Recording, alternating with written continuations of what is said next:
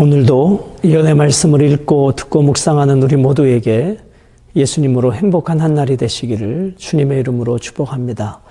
오늘 함께 묵상하실 본문은 사도행전 8장 14절로 25절의 말씀입니다.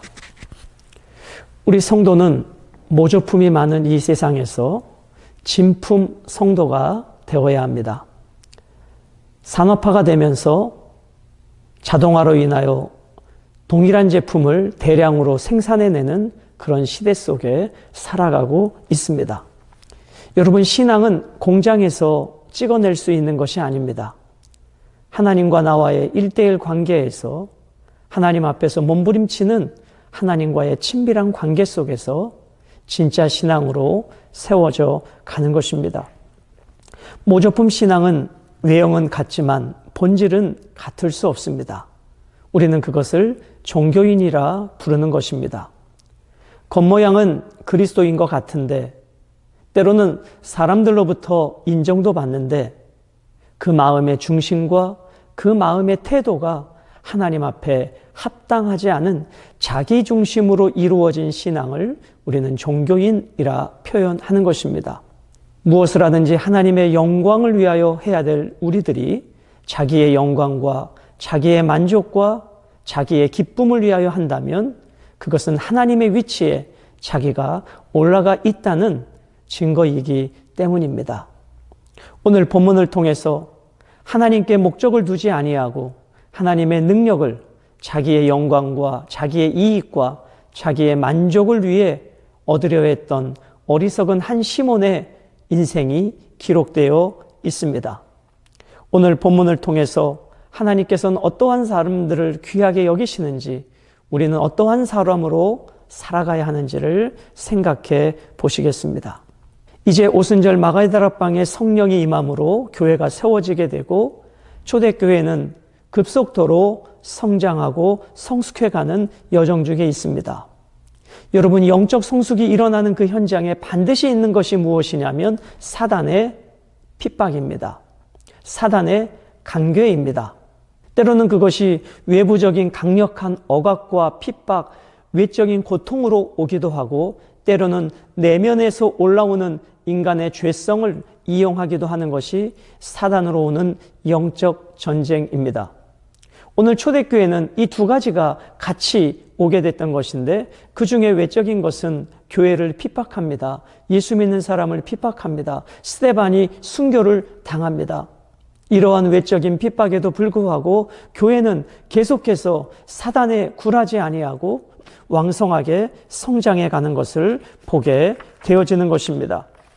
우리 그러한 맥락을 보시면서 14절부터 17절까지 이 하나님의 복음이 예루살렘을 넘어 사마리아까지 전해졌다는 소식이 들려지고 그곳에 있는 그리스도인들을 위하여 예루살렘의 교회는 베드로와 요한을 사마리아로 파송을 하게 됩니다. 자, 14절입니다. 예루살렘에 있는 사도들이 사마리아도 하나님의 말씀을 받았다 함을 듣고 베드로와 요한을 보내매 사마리아도 하나님의 말씀을 받았다. 놀라운 것입니다. 여러분, 이스라엘과 사마리아인은 북이스라엘과 남유다로 갈라지며 북이스라엘이 아수르에 무너지고 혼합주의가 되면서부터 저 사마리아 사람은 취급도 하지 않았던 것이 이스라엘 사람들입니다. 그런데 그 사마리아에도 하나님의 말씀을 받은 사람들이 있자 예루살렘 하나님의 사람들을 보내었다는 것은 이제 이런 이질적인 역사적인 상처와 아픔까지도 복음으로 하나 될 수 있는 것을 보게 되어지는 것입니다. 예루살렘 교회는 베드로와 요한 두 사도를 사마리아로 보냅니다. 15절, 그들이 내려가서 그들을 위하여 성령 받기를 기도하니 베드로와 요한이 사마리아 사람을 위해서 성령 받기를 기도했다. 여러분, 사마리아 복음을 전한 사람이 누구였습니까? 빌립이었습니다. 빌립이 하나님의 나라에 대하여 예수 그리스도를 증거할 때 사마리아 사람들도 하나님의 말씀을 믿고 예수님을 믿었습니다. 그러나 그곳에 성령의 어떠한 강력한 역사는 일어나지 않았던 것이죠. 베드로와 요한이 저들을 위하여 기도할 때 성령의 강력한 역사가 일어났던 것입니다. 16절, 이는 아직 한 사람에게도 성령 내리신 일이 없고 오직 주 예수의 이름으로 세례만 받을 뿐이니라. 여러분, 하나님의 성령이 임할 때 여러 가지 일들이 있죠.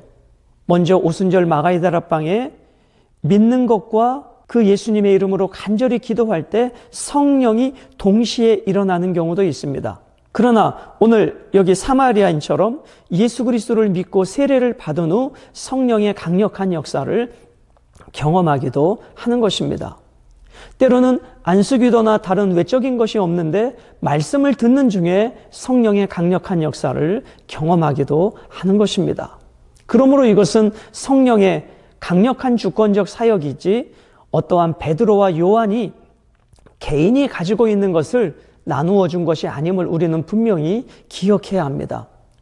어떤 유명한 목회자, 유명한 부흥사, 그 자신 개인이 갖고 있는 능력을 안수함으로 전해주는 것이 아닙니다.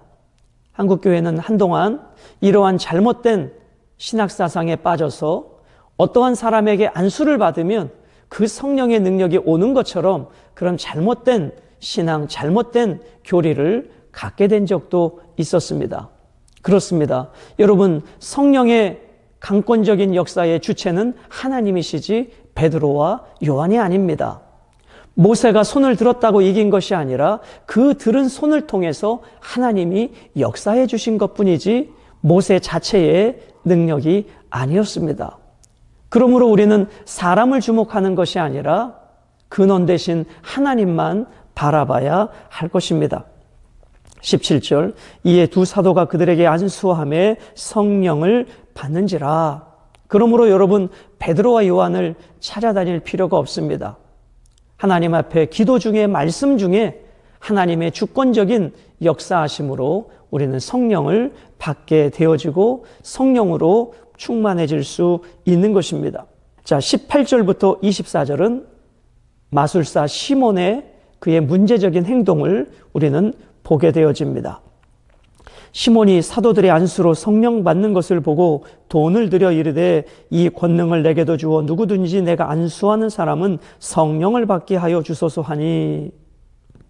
여러분, 시몬, 그는 마술사였고 빌립을 통해서 하나님의 말씀을 들어 하나님을 따라다닌 인물입니다. 그러나 베드로와 요한이 안수할 때 놀라운 성령의 역사를 경험하게 될 때 이 시몬은 그것을 돈으로 연결시켰습니다. 아, 이거 돈 되는 일이겠구나. 그래서 베드로와 요한에게 돈을 주어서 그 방법을 자기에게도 알려달라는 것입니다. 왜요? 시몬은 마술사였기 때문에 지금 베드로와 요한이 이렇게 안수하여 성령이 임하는 것은 마술적 요소라 생각했다는 것이죠. 그러니까 근본적으로 하나님을 바라보지 못한 그 마음의 태도가 하나님이 아니라 자기의 영광과 이익과 돈에 초점을 맞추었던 이 시몬은 성령조차도 돈벌이 수단으로 이용했다는 것입니다. 여러분, 오늘 우리는 신앙을, 목회를 이렇게 해서는 안 됩니다. 오직 하나님의 영광과 만족을 위해서 우리는 살아가야 할 것입니다. 20절, 베드로가 이르되 내가 하나님의 선물을 돈 주고 살 줄로 생각하였으니 내 은과 함께 내가 망할지어다. 돈과 함께 너는 망할지어다. 하나님의 성령을 돈벌이 수단으로 이용했던 너는 망하게 될지어다. 시몬의 목적은 하나님과의 관계, 하나님의 비전이 아니라 하나님을 이용한 돈벌이가 그의 목적이었기 때문입니다. 그렇습니다, 여러분. 하나님은 결코 우리의 수단이 될 수 없습니다. 하나님은 항상 우리의 목적이시며 항상 우리의 삶의 주인이십니다. 여기서 망할지어다 단어의 보다 강력한 의미는 파괴될지어다, 멸망할지어다 그런 것입니다. 하나님 앞에서 이 물질 만능주의의 결국을 우리는 시몬을 통해서 보게 될 것입니다. 사랑하는 여러분, 결코 하나님을 돈벌이 수단으로 이용해서는 안 됩니다. 오직 하나님의 영광을 위하여 내가 그 은혜와 그 능력을 사모하는 것이지 그것을 통해서 자기의 인기와 명예를 얻으려고 누구에게서 이러한 테크닉을 배우고 방법을 배우려고 하는 것은 얼마나 어리석은 일인가를 우리는 깨닫게 되어야 할 것입니다. 21절 하나님 앞에서 내 마음이 바르지 못하니 이 도에는 내가 관계도 없고 분깃될 것도 없느니라. 시몬은 성령을 받고자 하는 그 마음이 바르지 못했습니다. 마술적 기법으로 이해했고 그 마술적 테크닉을 자기도 배워서 더 많은 돈과 인기를 얻으려고 했기에 베드로와 요한은 이 성령에 너는 관계도 없고 분깃도 없다라고 말씀합니다. 그러므로 너의 이 악함을 회개하고 주께 기도하라. 혹 마음에 품은 것을 사하여 주시리라. 아멘. 그 시몬에게도 회개의 기회를 주십니다. 이 악함을 회개하라. 악함, 하나님을 이용해 먹고자 하는 그 악함을 회개하라입니다. 혹 마음에 품은 것을 사하여 주시리라. 진심으로 회개하면 돈벌이 수단으로 이용했던 그 악한 마음의 생각의 죄를 하나님께서 용서해 주시리라 말씀합니다. 내가 보니 너는 악독이 가득하며 불의에 매인 바 되었도다. 시몬이 대답하여 이르되 나를 위하여 주께 기도하여 말한 것이 하나도 내게 임하지 않게 하소서 하니라. 두 사도가 주의 말씀을 증언하여 말한 후 예루살렘으로 돌아갈새 사마리아인의 여러 마을에서 복음을 전하니라. 시몬은 베드로와 요한에게 말합니다. 내게 말한 것이 하나도 이루어지지 않도록 기도해 달라고 말합니다. 그가 하나님 앞에 직접 기도하는 영적 관계로 나아가지 못하고 끊임없이 사람을 의지하는 이 시몬의 연약함, 그러므로 그는 진짜 말씀의 복음의 하나님과의 관계에 초점이 있었던 것이 아니라 하나님을 이용하는 종교인이었을 뿐임을 우리는 보게 됩니다. 베드로와 요한은 그 사마리아 여러 마을에 복음을 전하는 삶을 삽니다. 여러분, 이것은 놀라운 일입니다. 예루살렘에서 시작된 그 복음이 사마리아까지 이제 전해지게 되고 온 유대와 땅끝까지 전해지는 현장을 관통하고 있는 것입니다. 오늘 본문을 통해서 하나님은 무엇을 원하시는가?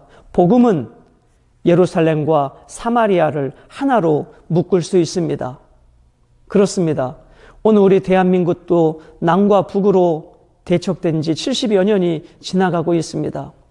이 이질적인 역사의 분단을 무엇으로 극복해낼 수 있을까요? 어떠한 정치체제가 아닙니다. 그것은 오직 예수님의 십자가의 복음과 부활의 능력만이 이 이질적인 민족을 하나로 묶을 수 있는 강력한 방법이 되는 것을 우리는 오늘 본문을 통해서 배워지게 되는 것입니다. 예루살렘도 성령과 연합하고 사마리아도 성령과 연합할 때 그 성령 안에서 하나 될 수 있는 것입니다. 시몬의 모습을 통해서 우리에게 어떻게 적용할까요? 돈으로 하나님을 이용하려 해서는 안 된다는 것입니다. 하나님을 우리의 수단으로 생각해서는 안 된다는 것입니다. 하나님을 문제 해결에 그 정도로 인식해서는 안 된다는 것입니다. 하나님은 모든 상황, 모든 환경에서 우리의 목적이며 우리의 섬길 유일한 대상이며 우리의 삶의 영원한 주인이심을 고백하는 그 바른 토양, 그 바른 믿음, 그 심령 위에 하나님의 은혜와 성령의 역사가 때를 따라 부어지게 될 것입니다. 오늘 교회 공동체 안에서 수없이 많은 다양한 경험과 다양한 성격을 가진 분들이 한 공동체를 이루고 있습니다. 어떻게 이런 다양성을 하나로 이루어갈 수 있을까요? 한 가지 방법밖에 없습니다. 그것은 바로 우리 모두가 성령 안에 들어가는 것입니다. 성령님과 연합된 삶을 사는 것입니다. 그 안에서는 민족적 차이도 너와 나와의 성격적 차이도 다 녹아낼 수 있는 용광로가 되는 것입니다. 그러므로 우리는 누가 어떻다고 판단하지 말고 내 자신이 성령 안에 온전히 녹아 들어가 성령의 다스리심을 받을 때 교회 공동체는 천국의 기쁨을 맛볼 수 있는 공동체가 되는 것입니다. 누가 만들어주는 것이 아니라 우리 각자가 성령과 연합된 삶을 통해 살아갈 때 그것을 누리게 될 것입니다. 오늘도 예수 안에서 복되고 행복한 한 날, 우리를 통해서 베드로와 요한이 복음이 증거된 것처럼 복음의 통로로 쓰임받는, 가는 곳마다 하나됨을 이루어가는 복된 한 날이 되시기를 주님의 이름으로 축복합니다.